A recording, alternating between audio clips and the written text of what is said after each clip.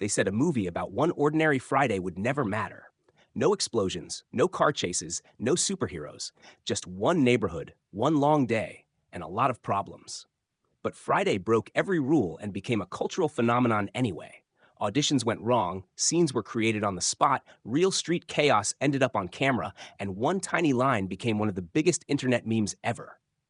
These are 14 weird facts you didn't know about Friday. And near the end, two uninvited people appeared on screen, refused to leave, and made movie history. Number one, nobody can agree what the budget really was. The budget for Friday remains one of its strangest mysteries. In 2016, Ice Cube stated publicly that the film cost $2.3 million to make, but nearly every major official source lists the budget at $3.5 million instead. That includes industry databases and studio records. That leaves a difference of $1.2 million, and no one has ever fully explained it. Either Cube remembered the numbers differently, or the public records were never completely accurate. Whatever the truth is, it didn't stop the film from becoming a major success. The movie earned over $27 million worldwide, turning a modest neighborhood comedy into a huge hit. In the end, the budget confusion didn't matter, because once the money started coming in, nobody cared what the starting number was. Number two, Chris Tucker was paid $10,000, then rejected millions for the sequel. Before becoming one of Hollywood's highest-paid stars, Chris Tucker earned only $10,000 for his role as Smokey in Friday Xmas. It was just a few weeks of work, but that performance turned him into a breakout star. Soon after, Tucker's career exploded. He earned millions from the Rush Hour franchise, with each sequel bringing him even larger paychecks. By the mid-2000s, he had become one of the highest-paid actors in Hollywood. Then came the shocking decision. When offered around $10 to $12 million to return for the sequel, Tucker said no. He had become more serious about his faith and no longer wanted to portray a character constantly smoking marijuana on screen. The sequels still made money, but many fans felt something was missing without Smokey. Tucker walked away from a fortune, but his original $10,000 performance remained unforgettable and impossible to replace. Number three, DJ Pooh was supposed to play Smokey himself before Chris Tucker made Smokey famous. The role was originally meant for DJ Pooh. As co-writer of Friday alongside Ice Cube, Pooh helped create the character and planned to play him on screen. But the studio had other ideas. New Line Cinema wanted someone with stronger comedy experience and didn't trust a first-time screenwriter to also carry one of the lead roles. Instead, Pooh was moved into the smaller role of Red. Several comedians auditioned for Smokey, including Chris Rock and Tommy Davidson. Then Tucker arrived and reportedly improvised much of his audition. His wild energy, frantic style, and unforgettable voice instantly stood out. Pooh may have invented Smokey, but Tucker turned him into a legend. Sometimes the creator starts the fire, but someone else becomes the flame everyone remembers. Number four, F. Gary Gray was afraid to direct the film before becoming a major Hollywood director. F. Gary Gray had never directed a feature film. He was known mainly for music videos when Ice Cube offered him the chance to direct Friday. Instead of feeling confident, Gray admitted he was nervous. At the time, Ice Cube was known for intense music and tough dramatic roles. Especially after Boys and the Hood, Gray worried audiences would never accept one of America's toughest stars in a comedy. He filmed the movie in just 20 days using real neighborhood locations tied to his own childhood in South Central Los Angeles. Some scenes were even shot at homes belonging to people he knew growing up. The famous moment where Debo hits Red was filmed at Gray's actual childhood home. That local knowledge became one of the film's greatest strengths. The streets, the people, and the atmosphere felt real because Gray wasn't recreating the neighborhood. He came from it. His fear on day one turned into the confidence that launched an impressive directing career. Number five, Ice Cube was ready to finance the movie with credit cards. Before New Line Cinema agreed to back Friday, Ice Cube was prepared to risk his own money just to make it happen. He and DJ Pooh believed studios might reject the project because they were inexperienced screenwriters with an unconventional comedy idea, so they considered self-financing the film using credit cards. Their inspiration came from Robert Townsend, who famously funded Hollywood Shuffle the same way. Cube saw that example and believed he could do it too. He was reportedly willing to max out personal credit lines for equipment, locations, and production costs if necessary. That plan only disappeared when New Line stepped in and offered studio financing.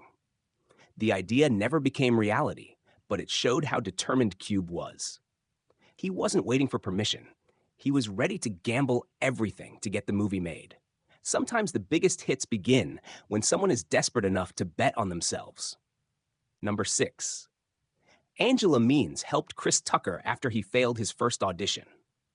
Chris Tucker did not win the role of Smokey on his first try. According to stories from the production, his first audition went badly. He had trouble understanding the character, and casting directors were not impressed. Looking for help, Tucker reached out to Angela Means, who had already been cast as Felicia in Friday Boubon. Instead of simply giving him advice, she invited him to her home. She cooked spaghetti, and the two reportedly worked through the role together over dinner. Means later said that by the time the meal was finished, Tucker had become Smokey. He returned for a second audition with a completely different energy. The voice, the nervous panic, the physical comedy, and the wild confidence were finally there. Tucker got the part, and the movie launched his career. One failed audition could have ended everything, but one dinner and one generous co-star changed the future of a comedy legend. Number 7. The story was built from real-life. Ice Cube has described much of Friday as rooted in real experiences. The movie's central setup, Craig losing his job on his day off, came from a real situation involving Cube's cousin, who worked for UPS and was fired after being accused of stealing boxes. He insisted he was innocent, but lost the job anyway. That real frustration became the emotional starting point for Craig's character. Instead of inventing drama, Cube used something he had personally witnessed. Meanwhile, Smokey was inspired by DJ Pooh and the people he knew growing up in South Central Los Angeles. Pooh openly said he understood the neighborhood hustle, the personalities on the block, and the kind of trouble people got into every day. Many characters in the film were built from combinations of real people Cube and Pooh knew. Figures like Debo, Red, Felicia, and Big Worm were not exact copies, but recognizable neighborhood types. Cube wanted to show a side of the hood Hollywood rarely focused on. Not just violence, but humor, lazy afternoons, porch conversations, and everyday survival. That honesty is what made the film feel real. Number 8. Bye Felicia became famous 20 years later. When Friday was released, nobody expected one of its smallest moments to become a global catchphrase. Angela Means appears briefly as Felicia, a neighborhood character who keeps asking to borrow things. After another request, Craig dismisses her with 2 simple words, "Bye Felicia." At the time, it was just a quick joke. It wasn't promoted as a signature line, and it did not immediately become part of pop culture. For years, many viewers barely thought about it. Then around 2015, the internet rediscovered the phrase. Suddenly it was everywhere. Social media, celebrities, brands, politicians, and everyday conversations. Many people started using it without even knowing it came from Friday. For Means, the moment was bittersweet. A tiny role became the thing most people recognized her for. Still, few actors can say they helped create one of the most repeated movie quotes of the internet era. 2 words, 1 short scene, and a legacy no one saw coming. Number 9. It was only Ice Cube's 3rd screenplay ever before. Friday became a classic. Ice Cube was still inexperienced as a screenwriter. He had written 2 scripts before Friday, but neither one was produced. He had no formal training, no film school background, and no professional writing mentors. What he did have was encouragement from John Singleton, who reportedly told him that if he could write records, he could write movies. Cube believed it. He teamed up with DJ Pooh and wrote Friday in a short period of time. Instead of forcing a complicated story, they kept it simple. 1 day, 1 neighborhood, 1 problem. Big Worm wants his money, and everything else grows from the characters reacting to that pressure. There were no flashy plot twists or textbook screenwriting tricks. The script worked because it felt honest. Cube and Pooh knew these people, knew the language, and knew the world they were writing about. That authenticity helped turn Cube's 3rd screenplay into one of the most influential comedies of the 1990s. Sometimes experience matters less than knowing exactly what story only you can tell. Number 10. John Witherspoon improvised the most famous bathroom scene. One of the funniest moments in Friday was never fully planned on the page. John Witherspoon, who played Craig's father, Mr. Jones, reportedly improvised much of his dialogue, including the legendary bathroom rant. The scene where he storms through the house complaining about food, cereal, bowls, and kitchen habits became one of the most quoted parts of the movie. It felt so natural because Witherspoon was using his own comic instincts rather than simply reciting lines. Once director F. Gary Gray realized how funny Witherspoon was when allowed to roam freely, he reportedly let the cameras keep rolling. That gave Witherspoon room to stretch scenes and turn a supporting role into one of the film's biggest highlights. Mr. Jones later returned in the sequels, but many fans still point to the original performance as the best. It was proof that sometimes the funniest moments happen when a great comedian stops following the script and starts trusting himself instead. Number 11. Bernie Mac stole the movie in just one short scene. Bernie Mac appears in Friday for only a brief moment, but many viewers never forgot it. He played Pastor Clever, a character who suddenly runs down the street in total panic after believing he has witnessed something terrible. The scene lasts only a short time, yet Mac fills it with perfect comic timing. His body language, frantic movement, rising fear, and complete commitment to the moment made it hilarious. He did not treat it like a joke, he treated it like a real emergency, which made the comedy even stronger. According to stories from the production, the moment was captured in one clean take. That level of precision showed why Mac was already respected by comedians long before becoming a mainstream star. Years later, he would headline the Bernie Mac show and become one of comedy's biggest names. But fans of Friday remember that tiny role as proof that true talent doesn't need much screen time. Sometimes 2 minutes is enough to own an entire movie. Number 11. Bernie Mac stole the movie in just one short scene. Bernie Mac appears in Friday for only a brief moment, but many viewers never forgot it. He played Pastor Clever, a character who suddenly runs down the street in total panic after believing he has witnessed something terrible. The scene lasts only a short time, yet Mac fills it with perfect comic timing. His body language, frantic movement, rising fear, and complete commitment to the moment made it hilarious. He did not treat it like a joke. He treated it like a real emergency, which made the comedy even stronger.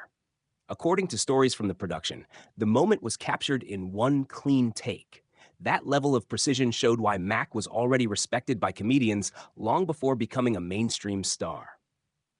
Years later, he would headline the Bernie Mac show and become one of comedy's biggest names. But fans of Friday remember that tiny role as proof that true talent doesn't need much screen time. Sometimes 2 minutes is enough to own an entire movie. Number 13. Friday was supposed to be a small comedy. Then it created an entire franchise. When Friday was first made, nobody expected it to become a long-running franchise. It was designed as a modest, character-driven comedy about one chaotic day in one neighborhood. There were no giant action scenes, no expensive effects, and no major blockbuster formula behind it. But audiences connected with the humor, the characters, and the authenticity. The success of the original film led to sequels, including Next Friday and Friday After Next. What began as a simple story turned into a recognizable movie universe. Even more importantly, Friday proved that films centered on everyday neighborhood life could succeed commercially. It showed studios that comedy built around real voices and local culture could reach mainstream audiences. Many movies launch franchises through massive opening weekends. Friday did it through word of mouth, repeat viewings, and characters people never forgot. A one-day story ended up lasting for decades. Number 14. Friday turned an ordinary day into a cultural landmark. Most hit movies rely on extraordinary events. Friday did the opposite. Its story focused on something simple. Two friends sitting around the neighborhood trying to survive one stressful day. No saving the world. No grand mission. Just life. That simplicity became the film's greatest strength. Viewers recognized the conversations, the arguments, the people on porches, the local troublemakers, and the humor people used to get through hard times. It captured a slice of everyday reality rarely shown in mainstream cinema at the time. Over the years, the movie became more than entertainment.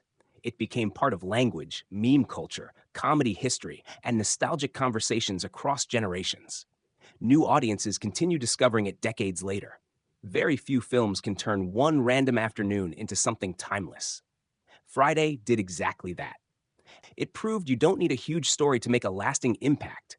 You just need real people, real voices, and moments that feel true.